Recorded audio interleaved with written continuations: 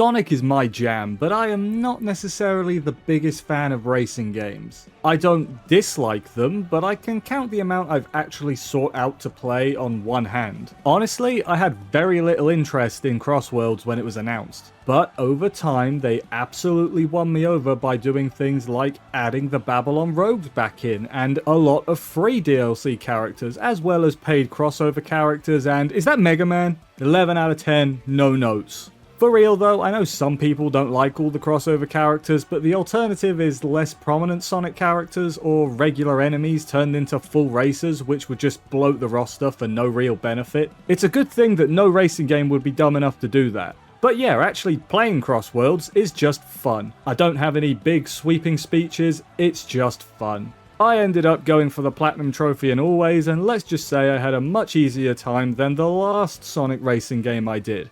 You should watch that video, by the way. When it comes to platinuming this game though, the first thing I'm gonna note is that the achievements/trophies are ordered in little sections. Like all the Grand Prix stuff is at the top, then it's the park achievements, and so on. This doesn't really matter, but I always like it when games do this. It makes it really easy to keep track of for these videos. I started by doing all the Grand Prix trophies. This meant first beating all the cups, and I went straight in on Sonic Speed because warm-ups are for cowards. Beating all of these unlocks Supersonic Speed and Mirror Mode. Supersonic Speed for achievements you only need to win one cup, which, boo. This mode is so fast, and I know some people might think it's too fast, but I'm sorry for the monkey brain take here. Going fast is just really fun. Again, no sophistication in this video, we're going basic with this one.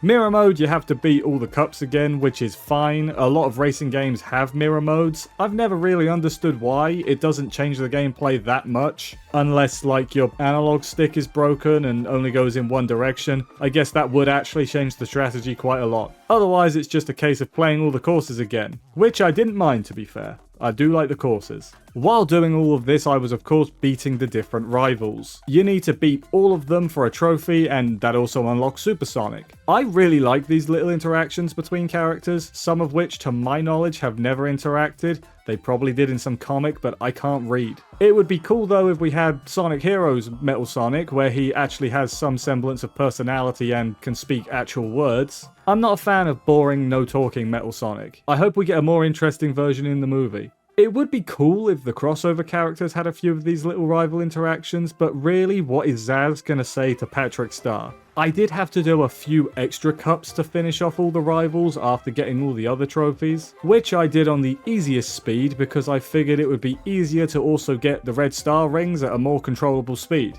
You see my logic there, makes sense. Turns out though, there isn't a trophy for getting all of them, just all on one course, which is weird. You would figure that's a layup for an achievement, get all the red star rings on every course, but apparently not. There also is a trophy for seeing every cross-world, but I got that just going along the way. But it might be possible to miss, so I'll mention it. What I really like about the races in this game is that the second lap can be different even on the same course, as it's a semi-random cross-world, and lap 3 is often slightly different to lap 1 as well, despite being the regular course. I think Whitespace has got the red mode activated. And the fourth race of the Grand Prix is the first 3 courses back to back to back, which you could argue is bad because that means less overall courses, but personally I don't mind it as it makes each individual lap unique. It's at least better than driving in a straight line for several minutes, that's for sure. Can we agree on that, please? That's the last one I'm doing. Race Park mode is up next, and as opposed to the Grand Prix that have proper rivals, this mode has rival teams, but they don't talk and are just digitized reskins. They look like Tron characters. You need to beat all 8 of these teams for a trophy, and the teams are exactly who you're expecting. The 4 teams from Heroes, the Babylon Rogues, Eggman's team, the Deadly 2, and then Silver and Blaze. Would have been better if they were all 3 people, but I don't know who you stick with Silver and Blaze. Maybe Hatsune Miku, I guess. Anyway, this mode's trophies are pretty self-explanatory with one real exception. First, you need to beat all the rival teams twice. Don't worry, we're going to be doing this a lot more than twice, but we'll get to that. This is just a case of winning races though. You can lower the difficulty and it'll still count just fine. The other achievements consist of playing and winning 5 of the 6 modes 10 times each. I have no idea why it's only 5 of the 6. It feels like a mistake, to be honest, because why else would they specifically leave out the double team dash mode? What these modes are just races with slight modifiers. Like extreme races gives you only items from the blue item box. Annoying thing about this mode, gonna complain a bit, is that you can absolutely use King Boom Boo on yourself in first place, and he will hit you. This is the blue shell equivalent, in case you're not sure. The other modes are team races, so you also need to rely on the AI a bit, but they generally play similar to you. Not all the time, but I found it's close enough to where I wasn't losing because of my AI that often. These modes also give you bonus points for doing certain objectives. These being get the most amount of rings, tap your allies the most, hit the most opponents with items, and hit the most dash panels. This, though, absolutely cost me races because the friendly AI will let the side down in this situation.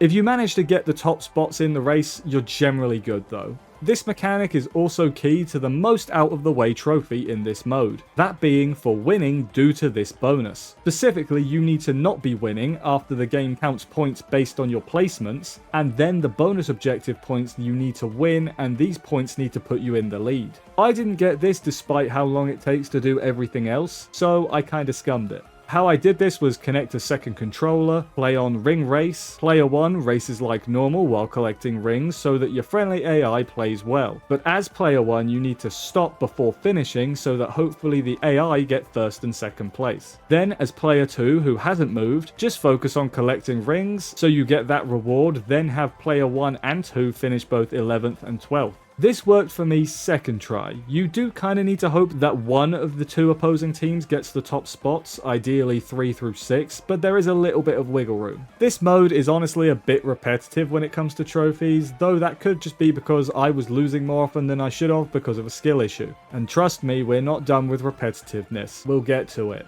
Up next is time trials, which are really simple to explain. You race one of the courses and you get a ranking based on your time. You need to get an A rank on every course, of which there are 39, and you need to do that on both sonic speed and supersonic speed. I did supersonic speed first because I was really hoping that it would stack. It doesn't, but you see what I was going for, you see the vision. Now, thankfully, you only need to get an A rank, as I said. I know that it goes to at least an S rank, which I never got close to, at any point while going for these time trials. A ranks, though, weren't too bad at all. Quite a few I actually got first try, especially on sonic speed. Unsure if it's actually more lenient, or if I was just warmed up and so was doing better. Doing sonic speed second though did throw me off because it's so much slower than supersonic that it made me think I was going really slow and not going to get the time I needed. What time trials did do though was make apparent that I did not know what to do for boat sections. Like if I just played the same as I normally would, I would collide with the wall, which believe it or not is not very helpful in getting a good time, who would have thought. So courses with boat sections were originally really difficult for me, but then I learned to stop pressing the accelerate button when turning tends to help you with avoiding walls. Other courses I struggled on were the snow one, I forgot the name, sorry, just because of the slippery surface led to me drifting into the snow more often than not. Or the Pumpkin Hill inspired level. I don't know why this one was hard, I just performed really poorly at this map and I did it in the Grand Prix too, so I think this is just a course that is like my kryptonite for whatever reason.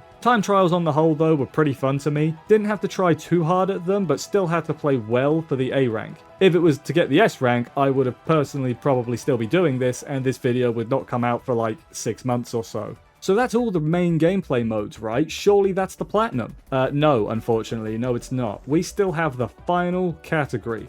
The spend money category. This is for like buying all the vehicle parts, the horns, the course decals, and one AI racer skin. I don't need to go into any of these specifically because just buying them is easy, you just press the buy button. But in total you need 28,930 tickets, apparently. I read one article that said that, so I'm gonna claim that's what the number is without fact checking it for myself. Now, there is a somewhat workaround if you just want the platinum and don't actually care about having all the unlockables in-game, and that is of course backing up your save data in the cloud, buying what you need, and then reloading the save from the cloud from before you spent the money to get all your money back, and then buying the next category. Boy, I wish I had remembered this before I spent all the currency I had, which, by the way, after doing all the other stuff I previously mentioned, which is every other trophy in the game, I had about 5,000 tickets, maybe a little bit more. Now, even with this exploit, you still need 13,000 tickets at once, as that's how much all the horns cost, and you need all the horns unlocked at one instance for the trophy. They are the most expensive category that has a trophy associated with them. So from 0 to 13,000 tickets, it took me about 30 hours. I just did the quick match in the park while watching something on another monitor. The reason I did this is because for every 3 times you defeat the AI rival team, you get a bonus reward of tickets, and that reward increases every time you beat all the teams. So I think the bonus starts at 20 tickets and it increases by 5 until you get 70 every 3 wins. This seemed to be the fastest way to do it to me.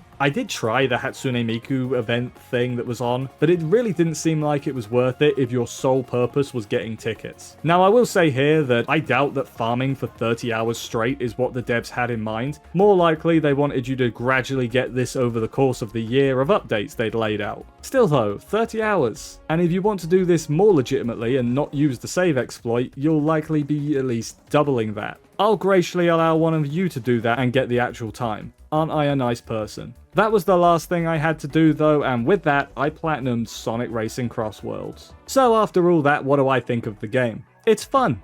No in-depth analysis here, I just had a lot of fun. I'm not going to pretend like it reinvents the kart racer wheel or anything. That was a pun because karts have wheels. Please laugh, and like and subscribe. Honestly, I don't know how you would go about drastically improving the core kart racer formula at this point. The basics are pretty ubiquitous. For things more unique to this game, I love the cross-world being potentially different every race, even if you're on the same main course. I love the rival interactions. They don't add anything to the gameplay really, but they're charming and it's cool to see the different characters interact that don't normally. The roster is good with all the prominent Sonic characters and some well-known crossover ones. I don't have a lot of complaints with just playing the game really. When it comes to the platinum though, that's where things get repetitive. I generally like the courses in this game. They're inspired by various locations from Sonic games and aren't too long or short. But yeah, when you're grinding tickets, eventually they will always get a bit samey, especially if you're avoiding maps you don't like. For me, that was like Pumpkin Hill or the Snow one. I'm bad with names, I'm sorry. In case you were wondering, I mained Cream. No special reason, she was just who I was playing best as when doing the Grand Prix, and then I was like, oh, she's obviously the best character, that's just how it works, that makes sense. With absolutely no definitive proof to back up my claim. Side tangent, but it's weird because I always considered her part of the core group, even though she hasn't properly appeared in years, and I don't think ever really was part of the core group in the games. I think it's literally just because of Sonic X, and by saying that, I've outed my rough age bracket.